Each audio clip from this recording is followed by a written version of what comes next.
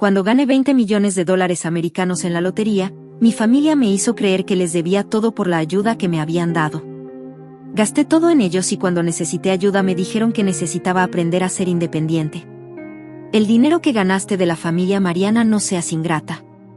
Las palabras de mi madre resonaban mientras miraba el extracto bancario en mi teléfono. De los 20 millones de euros que había ganado hace apenas 3 meses, ya había perdido 15. Todo por la familia. Recordé ese martes en Madrid que cambió mi vida. Estaba comprando pan después de mi turno como asistente administrativa. Cuando vi los números de la lotería en la televisión de la panadería, mi corazón se detuvo. Revisé el billete 123 veces, no había error, acababa de ganar 20 millones de euros. Mi primer error fue llamar a mi madre. Inmediatamente Roberto, Mariana ganó la lotería, gritó ella por teléfono a mi tío antes de que pudiera detenerla. En menos de una hora mi pequeño apartamento estaba lleno de familiares que no veía desde Navidad. Mi tío Roberto, vestido con un traje Armani y presumiendo su Rolex, tomó el control de inmediato. Mariana, cariño, ¿necesitas un equipo legal? Conozco a los mejores abogados de Madrid. Mientras él hablaba por teléfono organizando reuniones, mi madre ya estaba buscando casas en La Moraleja. No puedes seguir viviendo en este lugar, dijo. Mirando con desprecio mi apartamento de 2 habitaciones, entonces empezaron las historias tristes. Mi Juan necesita un tratamiento urgente en Houston. Sollozó mi tía Clara, el cáncer está avanzando y el seguro no cubre tratamientos en el extranjero, prima. Siempre he soñado con tener mi propia cadena de cafeterías, dijo Sofía mostrándome un plan de negocios en su iPad. Solo necesito 5 millones para empezar, Mariana. ¿Recuerdas cuando tu padre nos abandonó? Preguntó mi madre, sus ojos llenos de lágrimas calculadas. ¿Quién te ayudó entonces? La familia, siempre la familia. La culpa era un arma poderosa y mi familia la manejaba con precisión quirúrgica. En las siguientes 48 horas mi vida dio un giro de 180 grados. Mi tío Roberto me llevó al Banco Santander en el Paseo de la Castellana, donde el gerente nos recibió como si fuéramos realeza. De repente yo era señorita Torres. No solo Mariana, la chica que ganaba 1.200 euros al mes. Primera regla, dijo Roberto mientras firmábamos los papeles. Necesitas verte como una mujer rica, nada de ropa barata ni coches usados. Esa misma tarde, mi madre me arrastró a las tiendas más exclusivas de Salamanca. En cuestión de horas gastamos más de 100.000 euros en ropa de diseñador. Es una inversión en tu imagen, insistía mientras pagaba 5.000 euros ♯ un bolso Louis Vuitton. Pero eso fue solo el comienzo. Mi tío presentó una lista de inversiones urgentes, un ático en Salamanca, 2 millones 3 propiedades para diversificar, 6 millones 1 Mercedes clase S, 300.000 euros, gastos operativos 1 millón. Confía en mí, dijo. Sé cómo manejar el dinero. Mi madre tenía su propia lista, una villa en La Moraleja, 3 millones renovación completa, 500.000 euros un Bentley. 400.000 euros gastos varios, 800.000 euros y luego estaban los préstamos familiares tratamiento de Juan en Houston, 2 millones cafetería de Sofía, 5 millones casa nueva para tía Clara, 1 millón pequeñas ayudas a primos, 2 millones en menos de una semana había comprometido más de 15 millones de euros. Todo bajo la presión constante de la familia. Siempre está primero y nosotros te ayudamos cuando lo necesitabas. Una noche, mientras estaba sola en mi nuevo ático con vistas al retiro, recibí una llamada de un primo que ni siquiera recordaba tener Mariana. Estoy desesperado. Necesito 300.000 euros para salvar mi negocio. Somos familia, ¿verdad, familia? Esa palabra que antes significaba amor y apoyo, ahora sonaba como una sentencia de muerte para mi cuenta bancaria. Miré por la ventana de mi ático de 2 millones de euros. Vestida con ropa de diseñador que no me hacía sentir más elegante, solo más falsa en el estacionamiento. Mi Mercedes nuevo brillaba bajo las luces de la calle mientras mi viejo Seat, el que había pagado con mis ahorros, acumulaba polvo en un rincón. El teléfono sonó de nuevo. Era mi madre. Hija, ¿podemos vernos mañana? Tu tía Carmen necesita un pequeño favor. Esa noche, revisando los documentos de las inversiones de mi tío, noté algo extraño. Los números no cuadraban, las propiedades parecían sobrevaloradas y el tratamiento de Juan en Houston. Entonces, ¿por qué nunca había visto una factura real del hospital? Lo más perturbador era darme cuenta de que en solo 3 meses mi familia había transformado su amor incondicional en una relación puramente transaccional. Cada llamada, cada visita, cada abrazo, venía con una petición de dinero adjunta. El ruido del tráfico de Madrid se mezclaba con mis pensamientos mientras observaba la ciudad desde mi terraza. El papel en mis manos temblaba una lista detallada de todos los préstamos y inversiones que había hecho en los últimos meses. Algo no cuadraba y estaba decidida a descubrir qué era. Las primeras sospechas aparecieron cuando visité la supuesta clínica de Juan en Houston. No había registros de ningún paciente llamado Juan Torres en el MD Anderson Cancer Center. Mi primo, el supuestamente enfermo terminal, publicaba fotos en Instagram desde Cancún. 2 días después de descubrir la mentira sobre Juan, la cafetería en construcción de Sofía reveló otra verdad incómoda. El local que supuestamente había comprado por 2 millones de euros, seguía en venta el precio real, 800.000 euros. Mi tío Roberto enloqueció cuando le confronté. Mariana, ¿estás acusando a tu propia familia de mentir? Después de todo lo que hemos hecho por ti, mi madre intervino inmediatamente. Hija, estás paranoica, el dinero te está cambiando, pero ya era tarde para sus manipulaciones. Las pruebas estaban frente a mis ojos. El ático en Salamanca, sobrevalorado en 1 millón de euros, las 3 propiedades para inversión, todas compradas a nombres de empresas, fantasma, el tratamiento de Juan, una completa farsa, la cafetería de Sofía, otra mentira total. Perdido. 12 millones de euros en 3 meses. Una mañana, mientras revisaba los estados de cuenta en mi oficina del ático, recibí una llamada inesperada. Era Lucía, la secretaria de mi tío Roberto. Mariana, necesito contarte algo, pero no, aquí podemos vernos en el Café Regina en 1 hora. El Café Regina era un lugar discreto. En un barrio alejado del centro, Lucía llegó nerviosa, mirando constantemente sobre su hombro. Tu tío, él y tu madre tienen un plan. Sus manos temblaban mientras sacaba una carpeta de su bolso. Han estado desviando el dinero a cuentas offshore. Aquí están las pruebas. Los documentos mostraban transferencias millonarias a empresas fantasma en Panamá, todas firmadas por mí, con documentos que recordaba vagamente haber firmado de urgencia entre reuniones. ¿Por qué me ayudas?, pregunté porque vi cómo destruyeron a la anterior.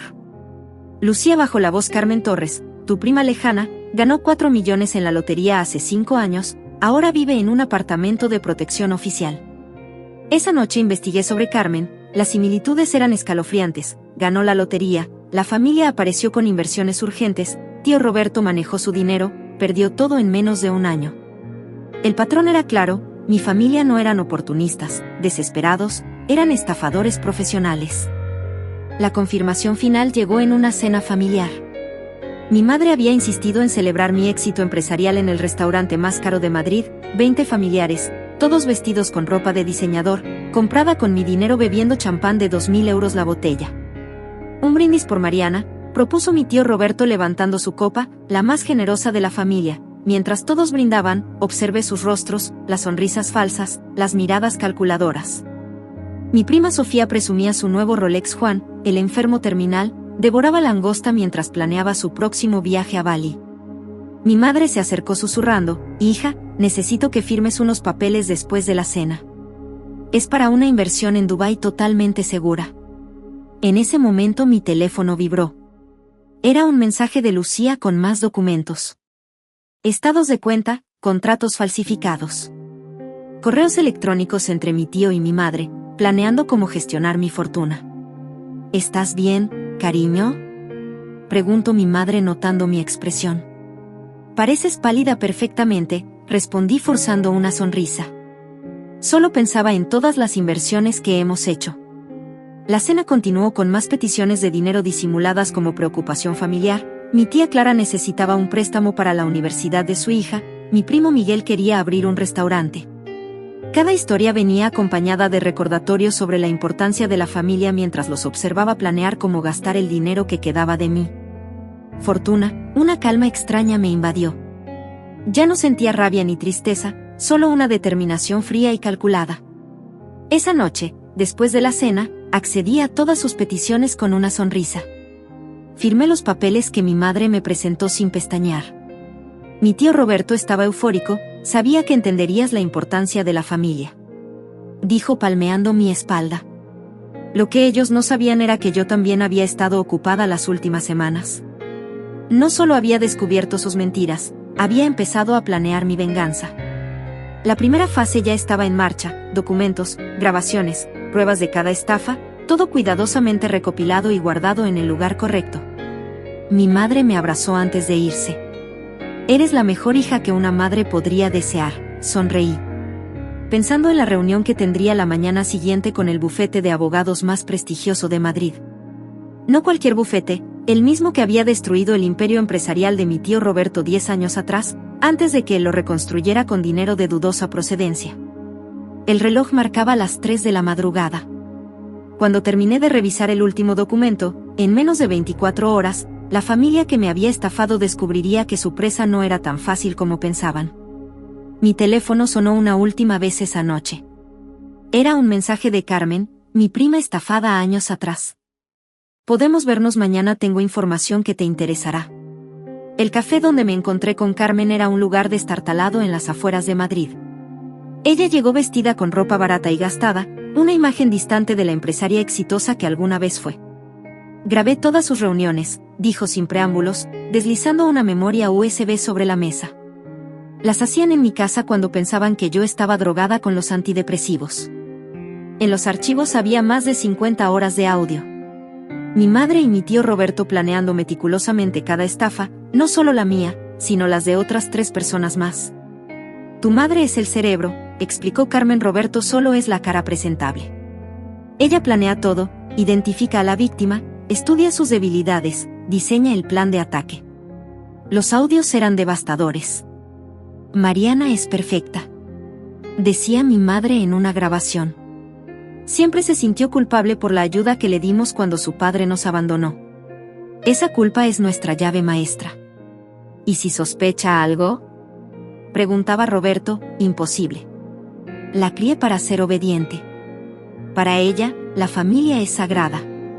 Mientras escuchaba, recordé cada manipulación, las lágrimas de mi madre recordando los sacrificios del pasado, las historias de enfermedades inventadas, los negocios falsos, las inversiones fantasma. «¿Por qué me ayudas?», pregunté a Carmen porque intenté suicidarme 2 veces. Después de perderlo todo, su voz temblaba y ellos organizaron una fiesta. El día que me internaron en psiquiatría, la siguiente grabación me heló la sangre. Era de hace 3 meses, justo después de que ganara la lotería. «Esta vez era diferente», decía mi madre. «Con Mariana podemos conseguir más, es más influenciable que Carmen, más desesperada por complacer. Y después que cuando se quede sin dinero, lo mismo de siempre, la declararemos mentalmente inestable. Tengo un psiquiatra que nos debe favores. Diremos que el dinero la volvió paranoica, que empezó a tener delirios». El plan era perfecto en su crueldad. Si los enfrentaba directamente, usarían mi inestabilidad mental en mi contra. Si acudía a la policía, la palabra de una paciente psiquiátrica contra una respetada enfermera y un empresario exitoso no tendría peso. Pero cometieron un error, me subestimaron. Esa misma tarde reuní a mi equipo legal en un hotel discreto fuera de Madrid. Los abogados revisaron las grabaciones y los documentos que había recopilado. «Esto es oro puro», dijo García, el abogado principal. «Tenemos suficiente para destruirlos, pero necesitamos más. ¿Qué sugiere que les sigamos el juego, que piensen que tienen el control total? Mientras tanto, rastrearemos cada centavo que han desviado». Durante las siguientes semanas actué el papel de la hija obediente a la perfección. Firmé más documentos, aprobé más inversiones, asistí a más cenas familiares. Cada movimiento era documentado, cada conversación grabada. Mi madre estaba eufórica con mi aparente sumisión. «¿Ves, Roberto? Te dije que era una buena hija». Lo que ellos no sabían era que cada documento que firmaba estaba previamente modificado por mi equipo legal. Cada transferencia que aprobaba tenía un rastro que llevaría directamente a sus cuentas secretas. La verdadera bomba estalló cuando Carmen entregó los diarios de mi tía Clara. En ellos detallaba meticulosamente cada estafa familiar durante los últimos 15 años. «Tu madre y Roberto no son los únicos», explicó. «Carmen es una red familiar completa, tía Clara era la contadora, registraba todo por si algún día necesitaba protegerse». Los diarios revelaban un patrón escalofriante. 2008 estafaron a un primo lejano con un negocio de importación. 2002012 arruinaron a una tía viuda con inversiones falsas. 3002015 el caso de Carmen. 4002019 Una prima de Barcelona 1 millones 2023 Mi caso 20 millones ¿Por qué tía Clara te dio los diarios? Porque está muriendo de cáncer el verdadero, no como el falso de Juan, quiere limpiar su conciencia.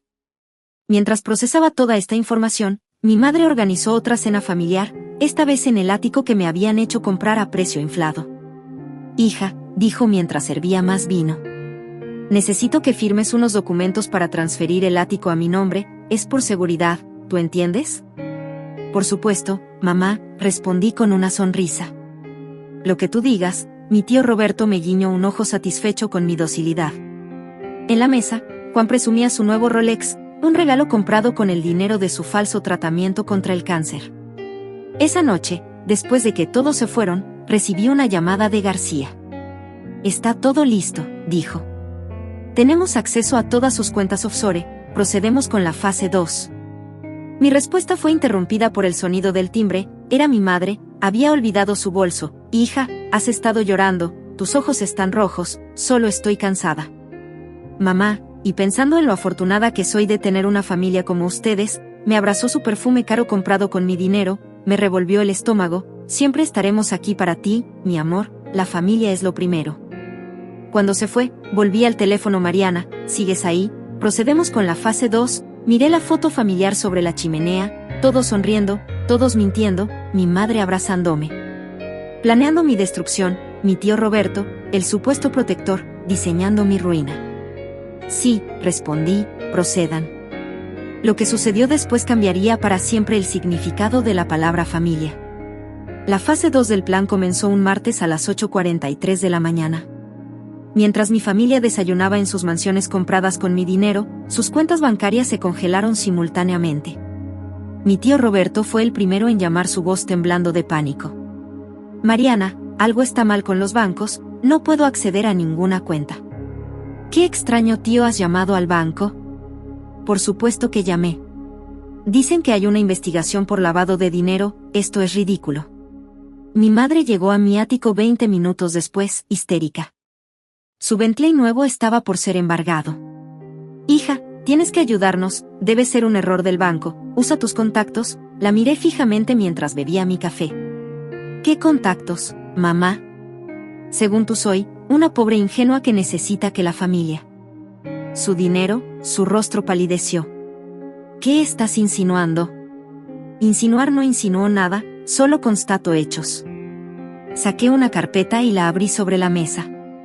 Como el hecho de que el tratamiento de Juan en Houston nunca existió o que la cafetería de Sofía fue vendida hace un mes por el doble de su valor real. Mariana, puedo explicarlo, explicar que como tú y el tío Roberto han estado estafando a la familia durante años.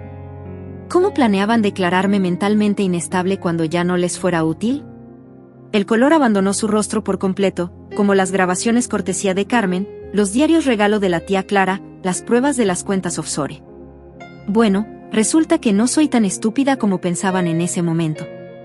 Mi tío Roberto irrumpió en el ático seguido por Juan y Sofía. Esto es tu culpa. Gritó Roberto, su rostro rojo de ira. Tú provocaste esta investigación, no tío, tú la provocaste con tu avaricia. ¿Realmente creíste que podrías robarme 20 millones y salir impune? Robarte, intervino mi madre, todo lo hicimos por tu bien, somos familia, familia, reí mientras presionaba un botón en mi teléfono. Las pantallas del ático se encendieron mostrando vídeos de sus reuniones secretas. Mariana es perfecta. Decía mi madre en la pantalla, tan desesperada por complacer, tan fácil de manipular. ¿Cuánto tiempo? Preguntaba Roberto en otro video. ¿Cuánto? Hasta que la declaremos incompetente. Sofía fue la primera en intentar huir. Juan la siguió, pero en el vestíbulo los esperaban los investigadores de la Unidad de Delitos Económicos. Esto no es personal, dije mientras los policías entraban. Es justicia, soy tu madre, gritó ella mientras los oficiales leían sus derechos. No eres una estafadora que dio a luz a una de sus víctimas. Las siguientes horas fueron un torbellino de declaraciones y documentación. Los investigadores quedaron impresionados con la cantidad de evidencia que había recopilado, transferencias fraudulentas, documentos falsificados, testimonios de otras víctimas, grabaciones de reuniones, los diarios de tía Clara, facturas falsas del hospital en Houston, contratos inmobiliarios manipulados. La red familiar de estafadores se desmoronó como un castillo de naipes. Cada miembro implicado fue arrestado metódicamente. Roberto, fraude financiero y lavado de dinero; mi madre, conspiración y extorsión; Juan, fraude médico; Sofía, malversación de fondos; otros primos y tíos cómplices en diversos grados. Pero la verdadera sorpresa llegó cuando los investigadores descubrieron conexiones con casos antiguos. 3 familias arruinadas en Barcelona, un caso similar en Valencia, 2 en Sevilla. Mi familia no solo me había estafado a mí, eran profesionales que llevaban años perfeccionando su técnica. Esa noche sola en mi ático recibí una visita inesperada. Era tía Clara, demacrada por el cáncer, que esta vez sí era real. Hiciste lo correcto, dijo débilmente. Alguien tenía que detenerlos. ¿Por qué esperaste tanto para entregar los diarios? ¿Miedo? Vergüenza, culpa. Elegí el motivo que prefieras, tosió suavemente, pero cuando supe que iban a hacerte lo mismo que a Carmen no podía permitirlo. Los días siguientes fueron un frenesí mediático: familia de estafadores, profesionales, desmantelada. Gritaban los titulares, mi madre y Roberto en la portada de todos los periódicos, esposados, sus rostros tratando de esconderse de las cámaras. Carmen vino a verme después de los arrestos. ¿Cómo te sientes?, preguntó, vacía, victoriosa. No lo sé, la venganza no llena el vacío, dijo suavemente, pero la justicia ayuda a cicatrizar. Un mes después, durante el juicio, mi madre intentó una última manipulación. Todo lo que hice fue por amor, lloró frente al juez. Mi hija necesitaba aprender el valor del dinero. Amor, interrumpí cuando fue mi turno de testificar. ¿Llamas amor a planear internarme en un psiquiátrico? A robarme todo y dejarme en la calle. El juez fue implacable. Las sentencias fueron ejemplares: Roberto, 15 años, mi madre, 12 años, Juan, 8 años, Sofía, 6 años, los demás, entre 3 y 5 años. Pero el verdadero castigo para ellos no fue la cárcel, fue el embargo total de sus bienes, las mansiones, los coches de lujo, las joyas, las cuentas bancarias, todo lo que habían acumulado estafando a otros. ¿Lo mejor? Gran parte del dinero robado pudo ser recuperado de sus cuentas offshore. No solo el mío, sino el de todas sus víctimas anteriores. Carmen recibió su parte con lágrimas en los ojos. Nunca pensé que vería este día. Las últimas palabras de mi madre antes de ir a prisión fueron: algún día entenderás que todo lo hice por tu bien. Mi respuesta fue simple: no lo hiciste por avaricia y eso te costó no solo tu libertad, sino lo único valioso que realmente tenías. Una hija que te amaba. Cuando todo terminó, me quedé con 10 millones de los 20 originales, suficiente para empezar de nuevo, esta vez sin el peso de una familia tóxica sobre mis hombros. El ático lo convertía en un refugio para mujeres víctimas de estafas familiares. Carmen me ayuda a administrarlo. ¿Sabes qué es lo irónico?, me dijo ella una tarde, mientras veíamos la puesta de sol desde la terraza. Ellos nos enseñaron la lección más valiosa: la verdadera familia no se mide por la sangre, sino por la lealtad. Asentí.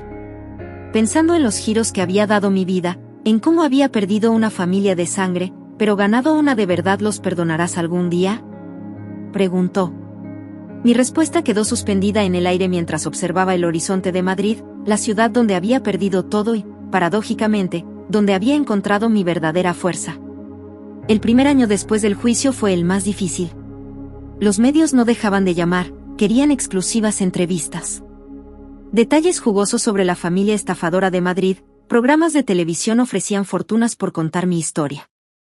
Rechacé todas las ofertas una mañana mientras desayunaba en el Café Regina, donde todo había empezado.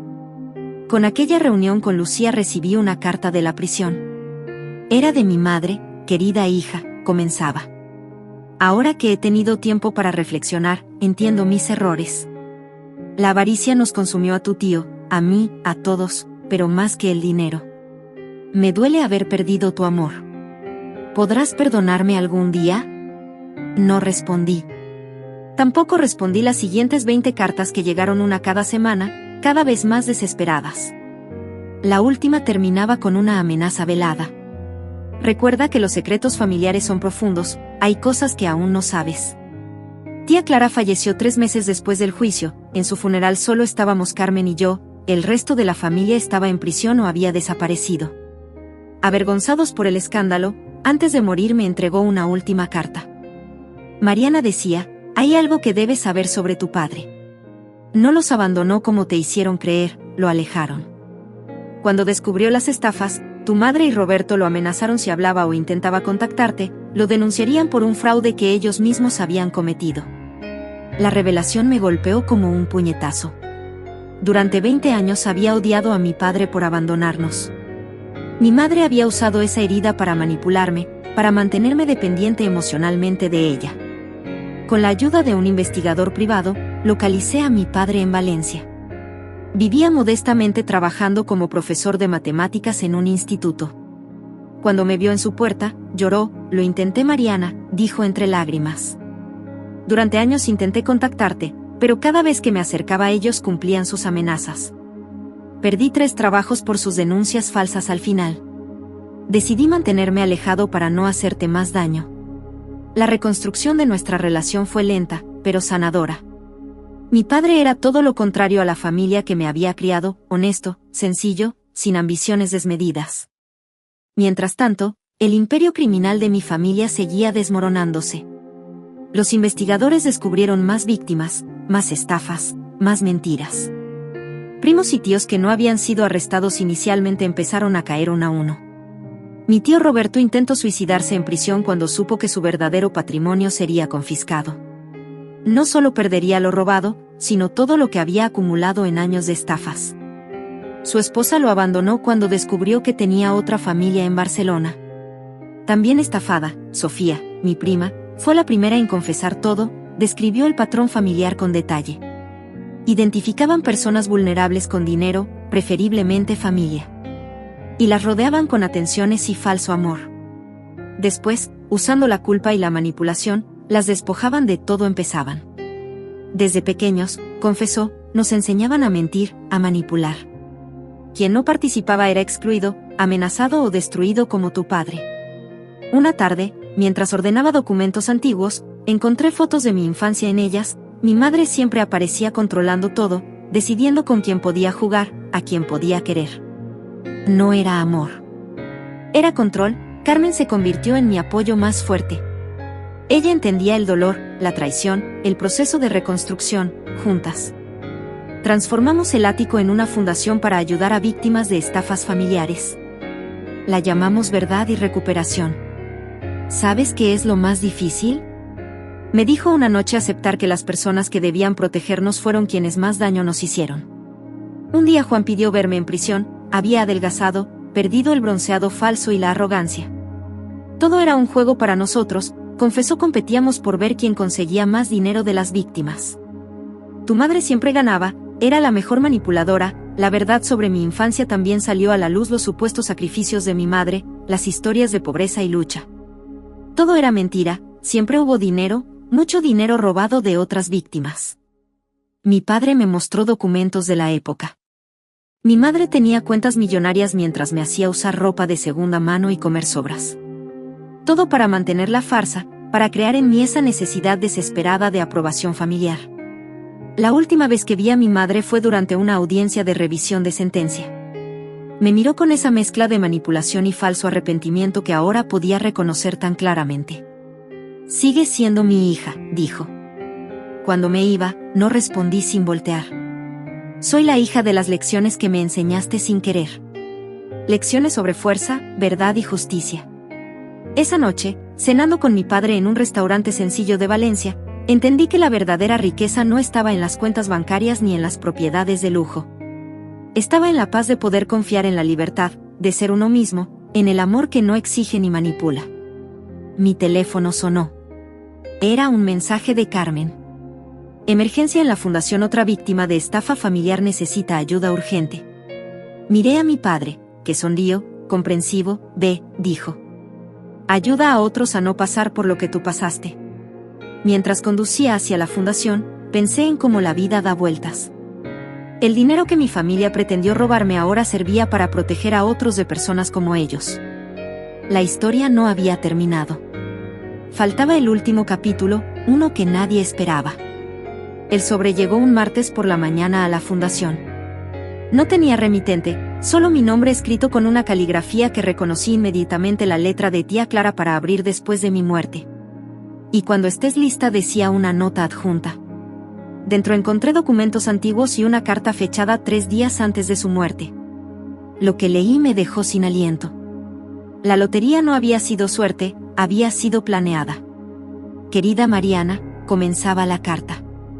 Si estás leyendo esto, finalmente tuve el valor de hacer lo correcto. Yo compré tu billete ganador. No fue casualidad, fue mi manera de destruir el imperio de mentiras de tu madre. Tía Clara había sido la contadora de la familia durante décadas en secreto. Había desviado pequeñas cantidades de cada estafa, acumulando una fortuna de 20 millones de euros cuando supo que tenía cáncer terminal. Decidió usarla para comprar el billete ganador y asegurarse de que llegara a mis manos. Sabía que eras diferente, continuaba la carta. Vi cómo tu madre te manipuló toda tu vida, cómo te hizo creer que no valías nada sin la familia. Necesitabas dinero para descubrir la verdad, para tener el poder de enfrentarlos. La revelación me golpeó con fuerza, las coincidencias que me habían llevado a descubrir las estafas, las pistas que aparecían en el momento justo. Todo había sido orquestado por tía Clara. Tu padre me ayudó, revelaba la carta. Él sabía del plan. ¿Por qué crees que apareció en el momento perfecto? Esa noche cené con mi padre en su apartamento en Valencia, confirmó todo Clara. Me contactó hace un año, explicó. Me contó sobre el cáncer, sobre el dinero que había guardado, sobre su plan para exponer a la familia. Necesitaba mi ayuda para protegerte cuando todo explotara. Entre lágrimas me mostró más documentos. Pruebas de cómo mi madre y Roberto habían destruido sistemáticamente a cualquiera que amenazara su imperio de mentiras. Personas desaparecidas, vidas arruinadas, familias destruidas. Tu madre no era solo una estafadora, dijo. Mi padre era el cerebro detrás de una red de crimen organizado que se extendía por toda España. Los documentos de tía Clara revelaban conexiones con políticos corruptos. Jueces comprados, policías sobornados. Mi familia no solo estafaba a parientes ingenuos, lavaban dinero para organizaciones criminales. Llevé las pruebas a los investigadores en cuestión de días. Más arrestos siguieron, esta vez cayeron peces gordos, la red completa se desmoronó. Mi madre desde la prisión intentó un último movimiento desesperado, ofreció delatar a todos a cambio de una reducción de sentencia, pero era tarde. Los documentos de tía Clara eran más completos que cualquier confesión. ¿Por qué no me lo dijiste antes? Le pregunté a mi padre durante otra cena. Necesitabas descubrirlo por ti misma, respondió. Si te lo hubiéramos contado, habrías dudado. Necesitabas ver la verdad con tus propios ojos. La última pieza del rompecabezas llegó cuando Carmen encontró más diarios de tía Clara.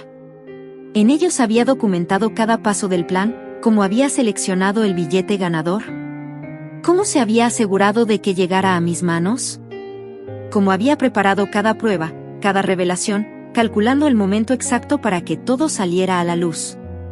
Tu tía era un genio, dijo. Carmen usó su propia muerte como la última pieza del plan. Nadie sospecharía de una mujer moribunda. La fundación creció. Más víctimas aparecieron no solo de mi familia, sino de otras redes similares. El dinero recuperado se utilizó para ayudarlas a reconstruir sus vidas. Un año después de la revelación final, recibí una última carta desde la prisión, era de mi madre, ahora lo entiendo todo, escribió Clara. Nos venció en nuestro propio juego, usó contra nosotros las mismas tácticas que usamos contra otros. La diferencia es que ella lo hizo por justicia, no por avaricia. No respondí la carta en su lugar. Doné el último 1 millón que quedaba de la lotería a un programa de rehabilitación para víctimas de abuso familiar. Hoy, 5 años después, la fundación ayuda a cientos de personas cada año. Mi padre da charlas sobre manipulación familiar y signos de alerta. Carmen dirige un programa de apoyo psicológico. La última vez que supe de mi familia fue a través de las noticias. Mi madre había escrito un libro en prisión confesando todo. Las ganancias por orden judicial fueron directamente a un fondo para víctimas. ¿Valió la pena? Me preguntó Carmen una tarde, mientras cerrábamos la fundación, miré alrededor. A las fotos de las personas que habíamos ayudado, a los agradecimientos en las paredes, a las sonrisas recuperadas. Tía Clara, tenía razón, respondí. A veces necesitas perder una familia falsa para encontrar tu verdadero propósito. Esa noche, cenando con mi padre y Carmen en el mismo café donde todo había empezado, levanté mi copa por tía Clara, brindé la verdadera jugadora maestra. El dinero que intentaron robarme se convirtió en el instrumento de su destrucción. Y yo, la supuesta víctima fácil, me convertí en su peor pesadilla. Pero lo más importante, me convertí en quien realmente debía ser. No la hija obediente de una familia criminal, sino una mujer que usa su dolor para ayudar a otros a encontrar su propia fuerza. La verdadera fortuna, después de todo, y no estaba en los millones de la lotería, estaba en la libertad de finalmente ser yo misma.